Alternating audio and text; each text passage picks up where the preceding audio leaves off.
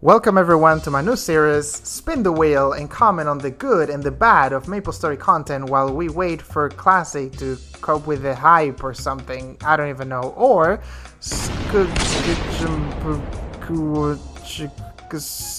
for short. Here you have the wheel with a bunch of random and interesting MapleStory related topics, and the idea here is to comment on the good and the bad of these topics in my personal experience, and who knows, maybe you do share the same experiences that I did back in the day when I used to play, and we could just have fun together remembering all of these topics and remembering the good times. Yeah, I miss those times. This is something new that I'm trying out, so if you hate it, like it, love it, don't want to see it anymore, anything, just please give me some feedback in the comment section.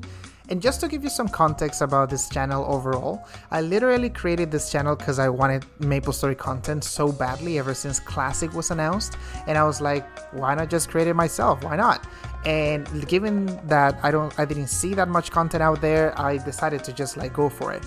And the idea is just basically to talk about this game mainly that I love so much, other things, but mainly MapleStory, and just having fun with it, like remembering things and talking about interesting topics or interesting parts of it that probably not a lot of people talked about. So without further ado, let's go ahead and spin the wheel and let it rip. Beyblade, Beyblade, let it rip. Let's fight an epic battle. Here we go. And the first winner is Boat Ride.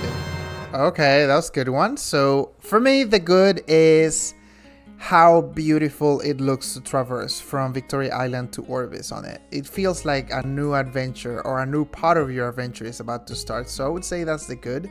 I would say also the good for me was the friends at the time that I made on the boat ride, like inside the cabin. Like that was also good, having conversations while we wait for the boat to arrive and all of that. I think that was a good thing. I would say the bad was the bad experience I've had is like sometimes I used to get in the boat and I was like, oh, let me just get off the computer and do something, and the boat just like went, and then the Balrogs came in and killed my character, and when I came back my character is literally dead there. It's like, oh man. So I really hated like that I had to wait for the boat to start to get inside the cabin, you know what I mean? So that was actually pretty bad. I died a couple of times, I remember, back then. So there's that, but other than that, like, good experiences overall. Yeah, let's do our second one. Let's go see what we got. And the winner is Disorder. Okay, this is a funny meme because there is literally nothing good out of it. Only bad experiences. I used to be a hermit and I hated that I had to put points on this skill. Literally useless, never used for anything. I have fun with the people that defend it in the comments. It's like, oh, actually Disorder was used for this thing. It's like, okay. The fact that you had kind of like a niche use that you kind of had to do because it's like, oh, I put points, so might as well just try to use it for something, doesn't justify its existence.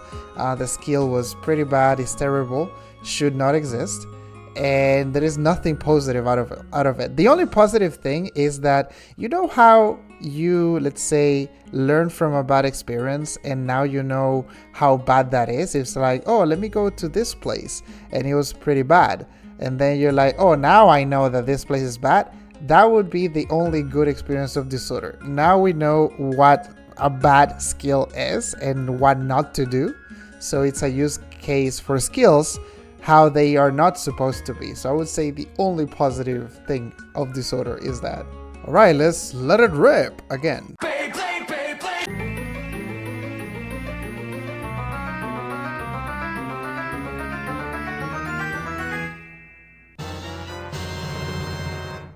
Questing. Okay, so questing, the good experience for me was that it was another way to level up at the beginning. I remember like doing a bunch of quests. It was a good way. Also, the positive, it was like a good way to get some mesos. through getting like the 60% scrolls for gloves, attacks, or whatever, like the ones that you can sell.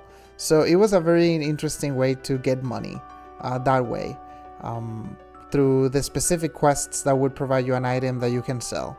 And at the beginning, actually provides they do provide like an interesting amount of experience. Like later on, the bad thing, which is like for me, was that like they introduce you to quests and as a good way to a little bit level up, and then they started sucking because their experience, based on the experience that you needed, it was not worth it. So the only quests after level 30, I would say, that I did were the ones that provided something valuable to sell. So I would say that's a bad thing. It was a good system that introduced you to not only like, hey, you can grind, but also you can level up with quests. And then they just like toss it out because the experience was terrible. So I would say that's the bad thing of it. And the good thing, like I said, it's a good way to get money for me through scrolls and all that, of that at the time. And it was a good alternative to level up before level 30. So there's that. All right, let's do one more.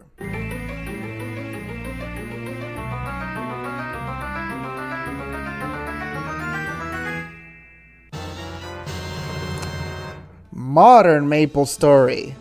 I would say the good experience of it is that bosses are so much more interesting.